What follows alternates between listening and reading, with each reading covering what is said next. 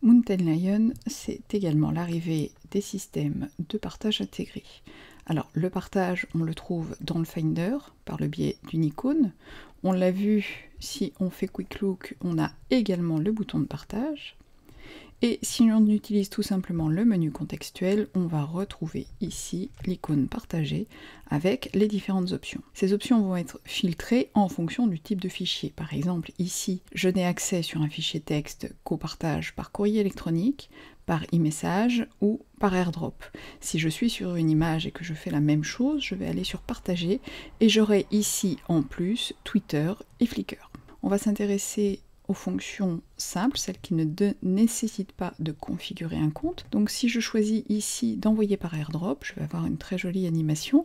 Et bien sûr, il faut que j'ai d'autres personnes qui ont une fenêtre AirDrop ouverte dans le Finder pour recevoir le fichier. J'ai donc ouvert une fenêtre AirDrop sur un deuxième appareil, et si j'utilise la fonction partager AirDrop, il va me proposer les différents ordinateurs susceptibles d'accepter le fichier. Je ne peux pas envoyer d'autres types de choses, c'est-à-dire je ne peux pas envoyer un message texte, il s'agit simplement d'envoyer un fichier ou une image. Bien sûr, ceci est soumis à l'acceptation du fichier par l'appareil distant.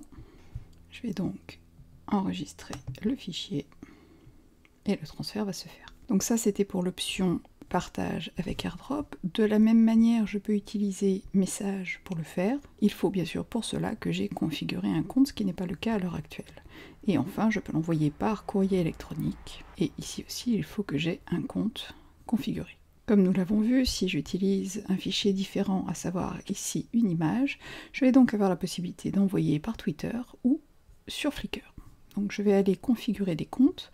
Pour cela, je vais dans Préférences système, à la rubrique Mail, Contact et Calendrier. J'ai ici différentes entrées qui n'étaient pas présentes auparavant, à savoir Flickr, Twitter et Vimeo. Donc je vais configurer par exemple un compte Twitter. Si j'ai plusieurs comptes Twitter, il n'y a aucun souci, je peux ajouter autant de comptes que je le souhaite. Je vais également activer un compte Flickr. Donc là, je vais authentifier le compte. Donc maintenant, je vais utiliser cette capture d'écran et choisir de l'envoyer sur un message Twitter. Donc j'ai ici directement l'interface du tweet. Remarquez que je peux également utiliser la géolocalisation pour le faire. Je n'ai plus qu'à taper mon message et à cliquer sur envoyer. Dans le même ordre d'idée, si je souhaite envoyer cette image sur mon compte Flickr, j'utilise toujours partager et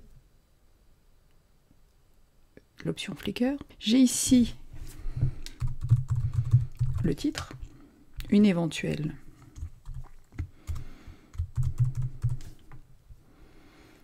description, je peux rajouter des balises et je modifie même le type d'accès, à savoir privé, public, familial, ami ou proche. Donc je vais laisser en privé, je clique sur publier.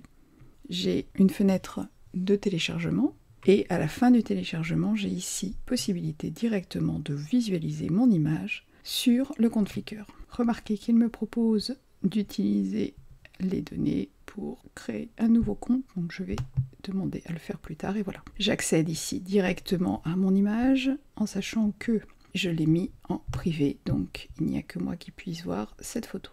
Je vais configurer un deuxième compte Twitter.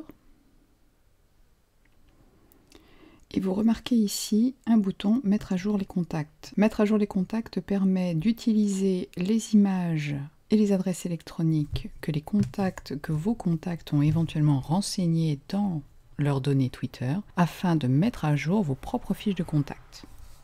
Donc là, je vais le faire. Donc je vais autoriser la mise à jour et il va me marquer combien de contacts ont été mis à jour.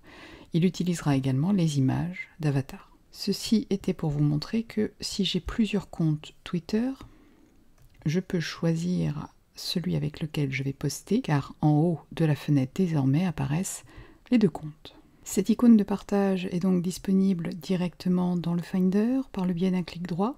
Elle sera accessible également dans Safari où l'on obtient ici une nouvelle icône avec envoyer cette page par mail, envoyer par message ou utiliser Twitter.